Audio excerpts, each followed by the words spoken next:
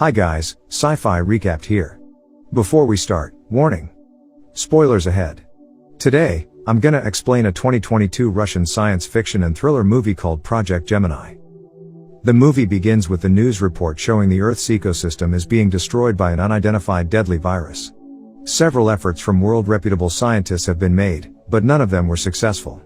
Because of that, natural disasters occurrence increases significantly and everyone predicts that Earth will be uninhabitable in a short period of time. Meanwhile, Dr. Stephen Ross, who is leading the Project Gemini or Earth 2.0 project, and his fellow researchers just discovered an ancient extraterrestrial object named the Sphere, which they believe can be the life creator, and an unidentified engine. Project Gemini's team manages to duplicate these alien objects with the same exact materials and discover a new inhabitable planet, called Tess, with the machine as it allows humans to do deep space travel. Not only that, they have successfully cracked several codes to utilize the orb since it has its own language and plan to create a new home for mankind with it. Stephen and his team, consisting of Leona, Peter, David, and Mayor Ryan Connell, are going to do an expedition to Tess to directly witness the planet's condition and install the sphere there. Steve's wife, Amy, tries to prevent her husband from going away, but she is too late as the spacecraft has departed. While Steve and Peter are checking the engine, suddenly something pops out from the sphere, indicating that they are not alone. After traveling in space for a while, the crews finally are ready for the jump and commence the jump procedure. However, something goes wrong during the jump and they eventually arrive at an unknown part of the galaxy. Steve blames Peter and kicks him out of the cockpit, accusing him for not following the jump protocol, but Peter insists that he had checked everything before they jumped. They are fully trapped in the galaxy and cannot jump back since they cannot find familiar landmarks and data to describe their current position. On the other side, Peter turns off the surveillance camera and decides to examine the engine alone. Not long after, the spacecraft reports an object is approaching and turns out it is Peter's dead body. The entire crew becomes panicked and hopeless. David believes that Peter commits suicide after he has failed the mission. After grieving, they realize that there is a nearby planet, which turns out to be a much better subject for terraforming than Tess was. Steve, as the mission leader, decides that they will try to explore the planet, but Ryan and Richard disagree because it is too risky and the planet is still unstable since it is a young planet. But their opinions don't matter as Steve is the one who makes the final decision and the other crews have to comply. The docking sequence is requested and Ryan, Steve, and several crews head closer to the planet. After passing through the rough weather, the field crew managed to land on the planet. The scene briefly jumps to a moment when Steve gives his wife a beautiful jewelry made of Sphere's material. Despite landing safely, Richard reports that the plane is out of fuel, meaning that they can't get back into the mothership and are trapped there.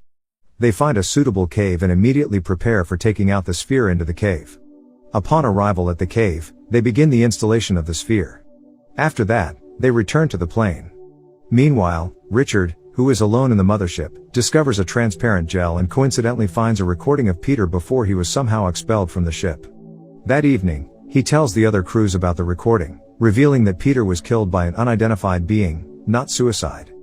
He also discovers that the life being or so-called the Trojan horse was coming out from the sphere and is currently on the crew's plane. Ryan realizes that Steve is hiding something about the sphere and urges him to tell the truth to the entire crew. The scene moves to Steve examining the sphere on Earth where he suddenly comes across an unidentified human being. He refuses to discuss the anomaly he found earlier and walks away.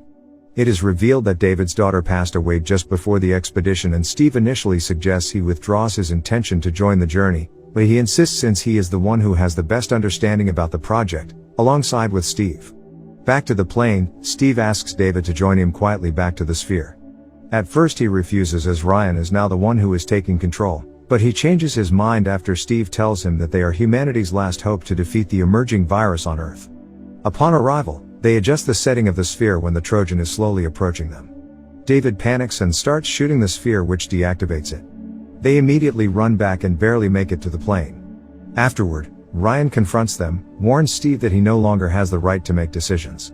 Suddenly, the plane alarm is triggered, indicating that the Trojan manages to break into the plane.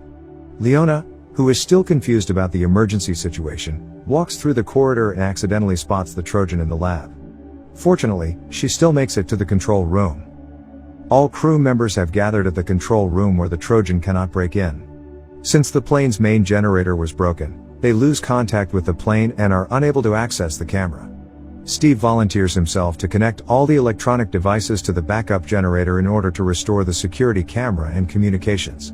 After a breathtaking moment, Steve manages to restore the plane's power and gets back safely to the room after being rescued by Ryan. They plan a strategy to lure the Trojan outside the plane where Steve will be the main decoy. He manages to temporarily trap the Trojan in a chamber while the others prepare to unlock the airlocks. After all airlocks are open, Leona manually releases the Trojan, which immediately runs towards Steve, who has been waiting outside the plane near the engine nozzles. Frank tries to distract the Trojan for a while until the engine is turned, but it is too late. Steve retreats to the ship while the Trojan gets back to the cave. Lucky for them, they manage to collect one of its tentacles. The scene jumps back again where Amy urges Steve to walk out from the expedition mission, but he insists even after she reveals that she is pregnant. On the other side, she is also developing a vaccine for the virus. Since then, their relationship is getting worse and Amy is unwilling to talk to him again. She throws away the bracelet and walks away.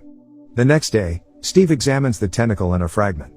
He finds out that they were made from the same material as the sphere while David is lying weak after being infected by the virus. He eventually learns that the tentacle is a transporter. Ryan has lost his trust to Steve and decides to lock him in the lab. He continues his experiment with the tentacle and the fragment, and discovers that all this time they didn't move in space, but they time traveled to the past, or to be exact, traveled to 4 billion years ago.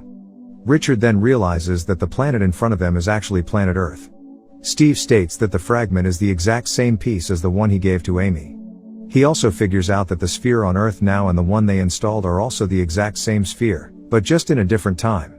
Since they cannot save people on Earth, Steve plans to tell Amy about the virus and indirectly help her to create a vaccine.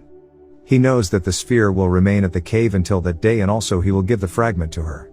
Thus, he will write a message for her in the fragment, telling her how to connect the sphere. He is confident that Amy will miss him, and eventually will come back to the bracelet and find the code. Meanwhile, Ryan, who still doesn't know the truth, plans to blow up the sphere. Richard now supports him and unlocks the lab, urging him to reach Ryan in person and explain everything. He suggests they lure the Trojan into the plane and use the bomb to destroy it.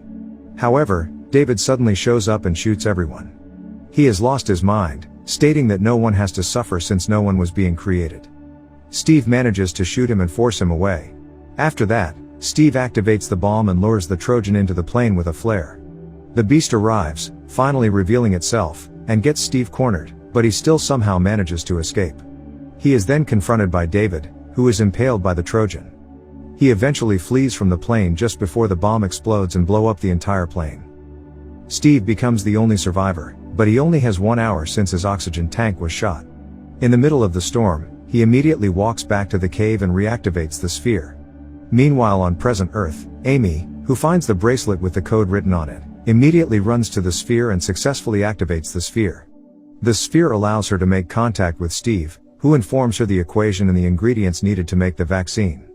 Before he disappears, Steve apologizes and expresses his feelings for the last time. At the end of the movie, Amy gives birth to the child and manages to develop the vaccine. Subscribe to watch more videos like this, turn on notifications, and leave a like to help the channel out. Thank you for watching.